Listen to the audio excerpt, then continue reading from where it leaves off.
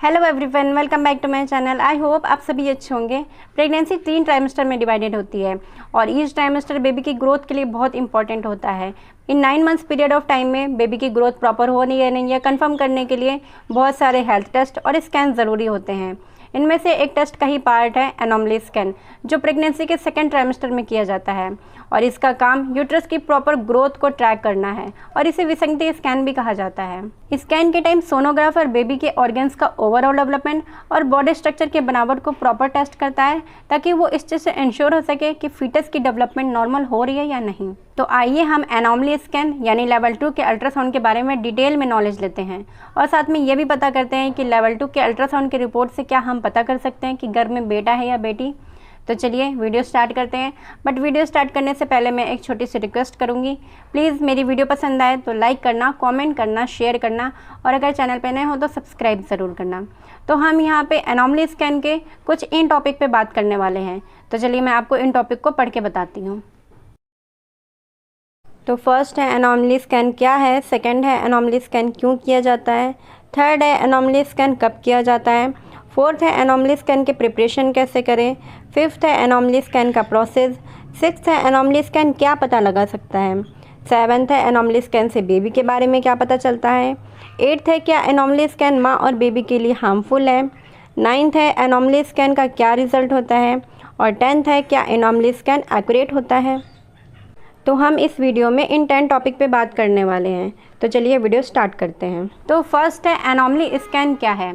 Anomaly scan, जिसे ultrasound level 2 भी कहा जाता है, यह प्रेगनेंसी की मिडिल स्टेज में किया जाता है और इस टेस्ट में आपके बेबी और फीटस की बारीकी से टेस्ट किया जाता है। इस स्कैन में सोनोग्राफर यह देख सकता है कि क्या आपका बेबी नॉर्मली डेवलप हो रहा है और ये प्लेसेंटा, अम्बिलिकल कॉर्ड और बेबी के सराउंडिंग एमनियोटिक फ्लूइड की सिचुएशन को भी टेस्ट करता है।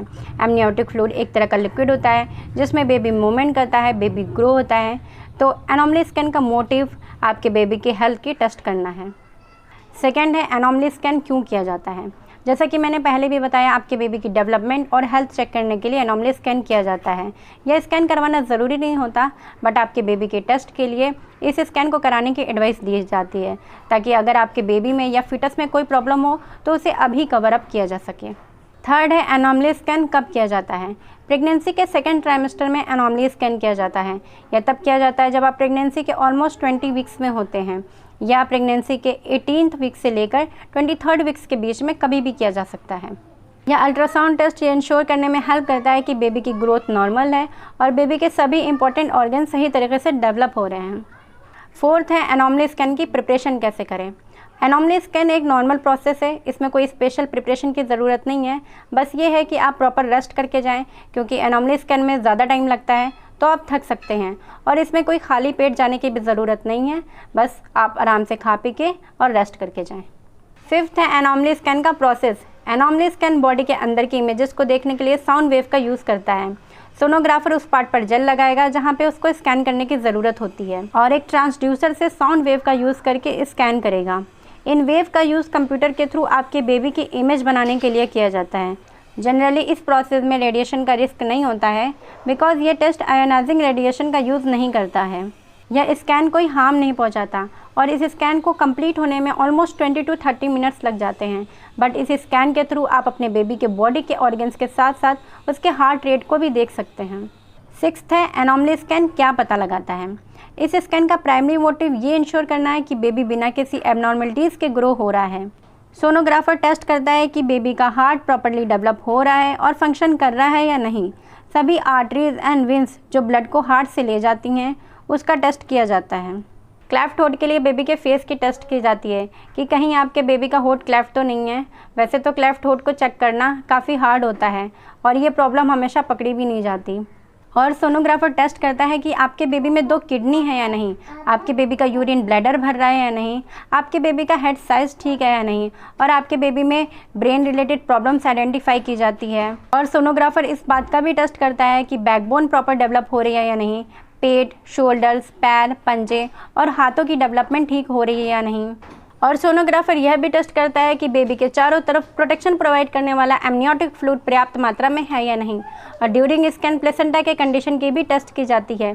तो चलिए मैं अब आपको अपना लेवल 2 का अल्ट्रासाउंड रिपोर्ट दिखाती हूँ और उसमें इन सारे टेस्ट के मेजरमेंट्स दिखाती हूँ और साथ ही ये भी बताती हूँ कि हम अल्ट्रासाउंड रिपोर्ट से कैसे पता कर सकते हैं कि घर में बेटा है या बेटी। तो चलिए देखते हैं। तो देखिए ये है मेरी लेवल 2 अल्ट्रासाउंड रिपोर्ट की इमेज। ये है गेस्टेशनल पैरामीटर्स, इसमें आता है फीटल हार्ट रेट, ये था मेरा 148 बीट्स पर मिनट।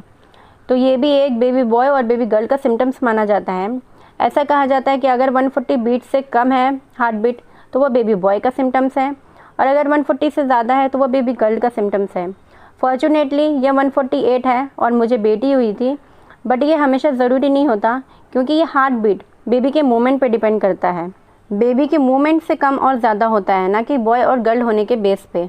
तो ये बेकार की बातें हैं, ये कुछ नहीं है। अब ये देखिए यहाँ पे ये सारे मेज़रमेंट हैं, ब्रेन की, स्पाइन की, यूरिनरी की, एब्डोमेन की, थ्रोक्स, सीवियस, यहाँ पे भी ये सारी मेज़रमेंट लिखी हुई है। नेक्स्ट पेज, ये देखिए ये यहाँ पे लिखा हुआ है लीकर स्टेटस। एमनियोटिक फ्लूइड का ये स्टेटस है कि एडुकेट है या इनएडुकेट। एडुकेट मतलब पर्याप्त, तो ये मेरा पर्याप्त था इसलिए यहाँ पे एडुकेट लिखा है, और अगर अपर्याप्त होता है तो वहाँ पे इनएडुकेट लिखा होता है। तो नेक्स्ट है प्लेसेंटा स्टेटस। प्लेसेंटा स्टेटस था मेरा एंटीरियर, तो ये भी एक बेबी बॉय और बेबी गर्ल के सिम्टम्स में से एक है। ऐसा कहा जाता है कि अगर बेबी गर्ल होती है तो प्लेसेंटा की पोजीशन एंटीरियर होती है और अगर बेबी बॉय होता है तो प्लेसेंटा की पोजीशन पोस्टीरियर होता है। बट सबसे पहले तो मैं आपको ये बता दूं कि प्लेसेंटा होता क्या है। तो प्लेसेंटा बेबी को न्यूट्रिएंट्स और ऑक्सीजन देने का काम करता है और वेस्ट रिमूव करने का काम करता है, और ये यूट्रस की दीवार से कहीं भी कनेक्ट हो सकता है, आगे पीछे दाएं बाएं। तो भला आप ही बताएं हम इसके बेस पे कैसे आइडेंटिफाई कर सकते हैं कि बेबी बॉय है या फिर बेबी गर्ल है। ये बात और है कि मेरे दोनों ही सिम्टम्स मैच कर रहे हैं, बट ये ज़रूरी नहीं है कि यह हमेशा मैच करें और ये सबके केस में मैच करें। तो आइए फिर नीचे आते हैं। ये है इम्प्रेशन। इम्प्रेशन मतलब अल्ट्रासाउंड रिपोर्ट का रिज़ल्ट। तो ये था मेरा रिज़ल्ट, सिंगल लाइव इंट्रायूट्राइन फोएटस इन अनस्टेबल लाई। ये है मेरा एवरेज गेस्टेशनल एज, मतलब कौन से वीक में मेरा सेकंड लेवल अल्ट्रासाउंड परफॉर्म हुआ था। तो ये 25 वीक्स 1 डे में मेरा सेकंड लेवल अल्ट्रासाउंड हुआ था। और ये है ईडीडी। ईडीडी मतलब delivery date, expected delivery date.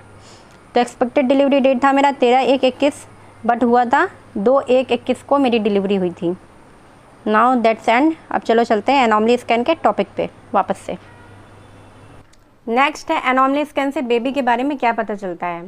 ये स्कैन आपको एक black and white image show करेगा। जनरली ये स्कैन 2D होता है जिसमें आप अपने बेबी का केवल एक ही पार्ट देख सकते हैं, बट अगर आप 3D या 4D स्कैन कराते हैं तो उसमें आप अपने बेबी का सही इमेज अलग अलग एंगल से देख सकते हैं। और इस स्कैन से आपको ये भी पता चल पाएगा कि आपका सिंगल बेबी है या ट्विंस बेबी है या उससे ज़्यादा है। नेक्स्ट है, क्या एनॉमली स्कैन माँ या बेबी के लिए हार्मफुल हो सकता है। एक्चुअली एनॉमली स्कैन में आयनाइजिंग रेडिएशन का यूज़ नहीं होता, इसलिए ये माँ और बेबी के लिए पूरी तरह से सेफ़ है। बट जेल और ट्रांसड्यूसर का यूज़ करके स्कैनिंग प्रोसेस में थोड़ा अनकम्फर्टेबल हो सकता है, बट ये स्कैन पेनफुल या हार्मफुल नहीं है। नेक्स्ट है एनॉमली स्कैन का रिजल्ट क्या होता है। एनॉमली स्कैन का रिजल्ट गर्भ में बेबी के प्रोग्रेस को शो करता है और बेबी के ग्रोथ ग्राफ को डिटरमाइन करने में हेल्प करता है। और अगर आपके बेबी में कोई एबनॉर्मलिटीज़ है या बेबी के डेवलपमेंट में कोई डिफेक्ट है तो आप अपने डॉक्टर को कंसल्ट करें। डॉक्टर जो सजेस्ट करे आप उसे फॉलो करें। नेक्स्ट एंड द लास्ट, क्या एनॉमली स्कैन एक्यूरेट होता है। मिड प्रेगनेंसी में अल्ट्रासाउंड स्कैन बहुत ज़रूरी होता है क्योंकि यह बेबी के डेवलपमेंट को डिटरमाइन करने में हेल्प करता है, और अगर बेबी के अंदर कोई एबनॉर्मलिटीज़ डेवलप हो रही है तो उसे भी आइडेंटिफाई करने में हेल्प करता है और एक क्लियर इमेज देखने को मिलती है। बट ये हमेशा ज़रूरी नहीं है कि स्कैन 100% एक्यूरेट हो और हर टाइम सही इमेज शो करता हो, बिकॉज बेबी में एबनॉर्मलिटीज़ डिटरमाइन करना हार्ड होता है, स्पेशली इंपॉर्टेंट ऑर्गन्स में, और एनॉमली स्कैन इसे दिखा भी सकता है और नहीं भी। एक सोनोग्राफर को बेबी की क्लियर इमेज लेने के लिए पेट को कई बार स्कैन करना पड़ता है, इसलिए ऐसा हो सकता है कि कई बार कोई चीज़ दिख जाए और कई बार कोई चीज़ नहीं भी दिख सकती है, इसलिए स्कैन का रिजल्ट 100% एक्यूरेट ना होने की पॉसिबिलिटी होती है। तो ये थी एनॉमली स्कैन की डिटेल में नॉलेज। एनॉमली स्कैन कराने की स्टेट वाइज दी जाती है क्योंकि आपकी बेबी की ग्रोथ नॉर्मल हो रही है या नहीं, इसको इंश्योर करने में बहुत इंपॉर्टेंट रोल प्ले करता है। और अल्ट्रासाउंड रिपोर्ट से आपके बेबी का कोई जेंडर वेंडर नहीं पता लगता, ये सब बस आपको बेवकूफ़ बनाने वाली बातें हैं। और हाँ, बट आप बेबी के सिम्टम्स के बेस पे थोड़ा अंदाज़ा लगा सकते हैं, बट वो भी 100% श्योर नहीं होता। तो चलिए मैं अपना ये वीडियो यहीं पे एंड करती हूँ। मिलती हूँ एक नई इन्फॉर्मेटिव वीडियो के साथ। प्लीज़ मेरी वीडियो पसंद आए तो लाइक करना, कमेंट करना, शेयर करना, और अगर चैनल पर नए हो तो सब्सक्राइब ज़रूर करना। Thank you for watching.